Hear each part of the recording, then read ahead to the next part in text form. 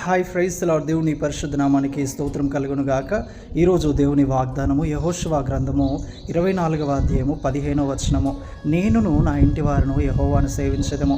Amen. హల్లెలూయా. ప్రియమైన సహోదరి సహోదరుడా, మన కుటుంబంలో దైవికమైన దీవెనను ఆశీర్వాదాన్ని వర్ధిల్లతను మనం చూడాలనంటే మన జీవితంలో ఏ భయము, మన కుటుంబంలో ఏ బాధ భారము లేకుండా దైవికమైన సమాధానమును సంతోషమును అనుభవిస్తూ జీవించాలి అనంటే మన కుటుంబంలో దైవికమైనటువంటి భయము ఉండాలి, దైవికమైన భక్తి ఉండాలి.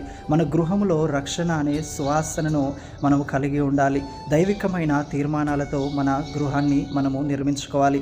మన గృహంలో ఉన్న అందరూ కూడా రక్షించబడిన వారుగా ఉండాలి. దైవికమైనటువంటి మార్గంలో నడిచేవారుగా, నీతిమంతులుగా ఉండాలి. ఎందుకంటే నీతిమంతుల నివాస స్థలాన్ని దేవుడు వర్ధిల్లింపజేస్తాడు.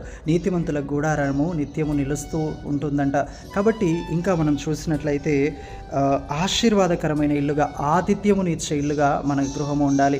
అవును, మన గృహంలో ఏ లోటు లేకుండా దీవించబడిన గృహంలో అబ్రహాం వలె మనం ఉండాలి.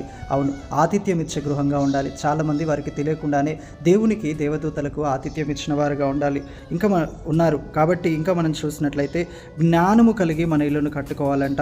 యథార్థవంతులుగా మనం ఉండాలంట. దేవుణ్ణి ఆశ్రయించిన వారుగా, యోగ్యమైన గృహముగా మన గృహము ఉండాలని దేవుని వాక్యం సెలవిస్తుంది. ప్రియమైన వారలారా, ఈరోజు మన గృహంలో దైవికమైన భయం ఉందా? దైవికమైన భక్తి ఉందా? రక్షణ ఉందా? లేకపోతే ఇప్పుడే నీ గృహం కొరకు నువ్వు ప్రార్థించు. నీ కుటుంబ రక్షణను నీవు కొరకు ప్రార్థించు. నీ కుటుంబాన్ని జ్ఞానం కలిగి కట్టుకో.